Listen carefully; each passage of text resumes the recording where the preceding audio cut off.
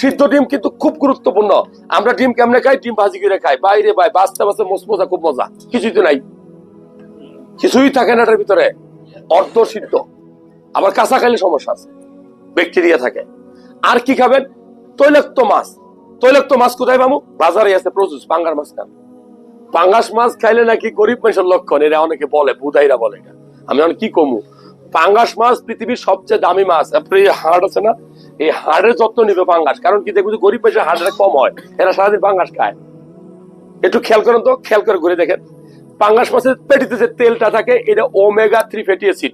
এইটাই আপনি দোকান থেকে কিনে খান, ডাক্তার সাহেব লিখে দেওয়ার পরে, প্রত্যেক ক্যাপসুল 50 টাকা করে।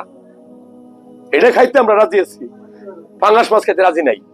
পাঙ্গাস মাছ আপনার পুকুর, কিভাবে খাবেন? বাজার থেকে কেন কিনবেন? এই পাঙ্গাসের তেলাপিয়া খুব সহজে চাষ করা যায়, এক জায়গায় ফেলে রাখলে বড় হয়, ঠিক কিনা? দেখেন তো, আপনার পুকুরে ফেলে রাখেন, এখানে বড় হোক, এটা অরিজিনাল পাঙ্গাস। আর বাজার থেকে যেটা কিনবেন, এটা অনেক সময় অনেকে যে অসাধু ব্যবসায়ী যে ফিট খাওয়ায়,